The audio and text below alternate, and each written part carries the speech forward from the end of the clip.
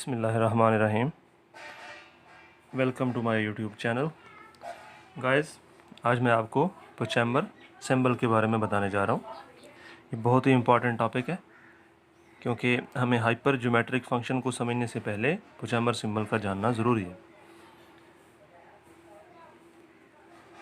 पुचैम्बर symbol की definition ये होती है alpha sub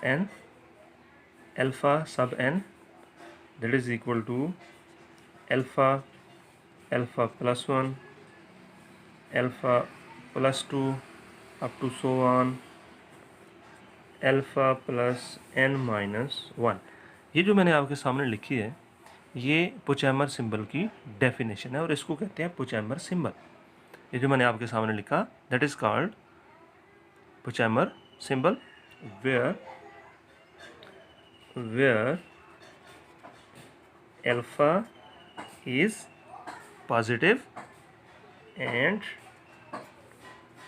n is also positive integer, n is non-negative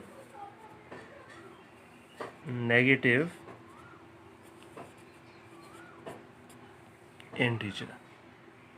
This is called Pochhammer symbol. अब इसी का एक हम थ्योरम करेंगे। We have to prove that, question हमें आएगा कि prove that alpha sub n is equal to alpha plus n gamma over alpha gamma where alpha greater than 0 and n greater than और इक्वल टू 0। ये हमने prove करना है। पुचैम्बर symbol जो है ये असल में फैक्टोरियल की जनरलाइजेशन है। पुचैम्बर सिंबल मैं यहाँ पे आपको बता देता हूँ कि ये फैक्टोरियल की ही पुचैम्बर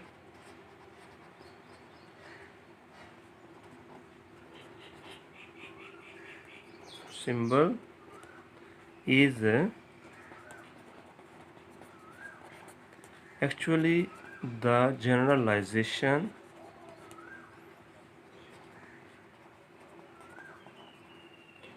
of factorial form। फैक्टोरियल, तो ये फैक्टोरियल की ही जनरलाइजेशन है और इसका नाम हम लेते हैं पुचैम्बर सिंबल। तो चलिए गाइस, ये रिजल्ट मैंने प्रूव करना है तो इसका प्रूफ करते हैं। अब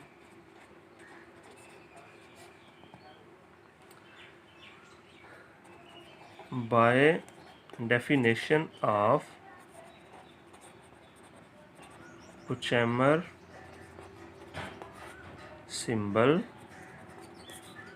वी हैव, हमारे पास जो पुचैम्बर सिंबल की डेफिनेशन होती है मैंने जो ऊपर लिखी है उसके मुताबिक हमारे पास क्या होता है, हम ऐसे लिखते हैं alpha sub n is equal to alpha plus 1 alpha plus 2 up to so on alpha plus n minus 1। तो ये मैंने डेफिनेशन लिख दी है पुचैम्बर सिंबल की। अब मैंने क्या करना है, मैं इस अपनी डेफिनेशन को एक दफ़ा फिर से लिखता हूँ alpha plus 1 alpha plus 2 up to so on alpha plus n minus 1। मैं इसको मल्टीप्लाई एंड डिवाइड कर देता हूँ alpha minus 1 alpha minus 2 3 2 1 over alpha minus 1 alpha minus 2 3 2 1। अब मैंने इस चीज़ से मल्टीप्लाई और डिवाइड कर दिया है अपने पुचैम्बर सिंबल को डेफिनेशन बनाने के लिए। अब देखें इसको मैं कैसे लिख सकता हूँ। अब इनमें जो सबसे बड़ा नंबर है वो मेरे पास कौन सा है, मैं वहाँ से स्टार्ट करूँगा। Alpha plus n minus 1 alpha plus n minus 2 up to so on. अगर हम चलाते जाएंगे तो फिर इसके बाद मेरे पास अल्फ़ा आ जाएगा, फिर अल्फ़ा -1 आ जाएगा, फिर अल्फ़ा -2 आ जाएगा, अप टू सो ऑन 3, 2 और 1 आ जाएगा। तो मैंने इनको तरतीब से लिख लिया। देखिए यहाँ पे अल्फ़ा प्लस n सब -1 है, फिर उसके बाद एक कम करेंगे तो -2 आ जाएगा। इसी तरह कम होते होते होते जब n 0 हो जाएगा तो बात अल्फ़ा तक आ जाएगी। फिर उसके बाद अल्फ़ा -1 एक और कम हो गया, फिर अल्फ़ा -2 हो जाएगा और एंड पे 3, 2 और 1 आ जाएगा। तो ये मैंने इसको थोड़ी तरतीब दे ली है। ओवर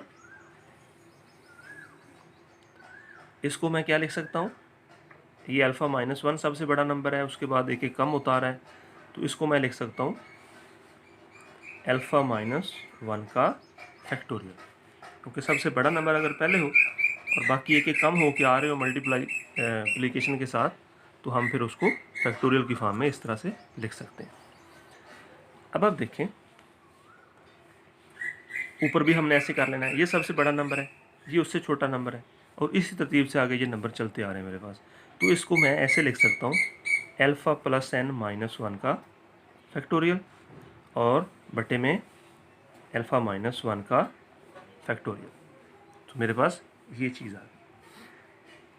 अब गैमा फंक्शन की डेफिनेशन में हमने क्या पढ़ा था? गैमा फंक्शन की डेफिनेशन हमने ये पढ़ी थी कि अगर मेरे पास ऐसे हो n+1 का गैमा, तो इसको मैं ऐसे भी लिख सकता हूँ, एक कम करके गैमा के बाहर भी और गैमा के अंदर भी, और this is equal to n factorial, यानी इसको हम n फैक्टोरियल भी लिख सकते हैं कि जो भी गैमा के अंदर होगा उसमें से एक कम करके फैक्टोरियल बना देंगे हम। तो सिमिलरली अगर फैक्टोरियल की फॉर्म में दिया गया हो और उसको गैमा के अंदर लेके आना हो, तो फैक्टोरियल से गैमा में जाना है तो एक प्लस कर देंगे हम। जैसे ये n फैक्टोरियल था, जब गैमा में लेके गए हैं तो n+1 हो गया। तो मैं अगर अपने इस फैक्टोरियल वाली नोटेशन में इसको गैमा की फॉर्म में लेके जाऊंगा तो अल्फ़ा प्लस n गैमा हो जाएगा। जब एक ऐड करेंगे तो ये -1 ख़त्म हो जाएगा।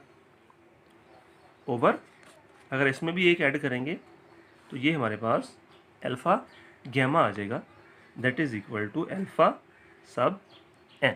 तो गाइज ये हमारा रिज़ल्ट, ये हमने प्रूव करना था, तो ये मैंने प्रूव कर दिया है। अगले लेक्चर में इंशाल्लाह हम हाइपर ज्योमेट्रिक फंक्शन पढ़ेंगे।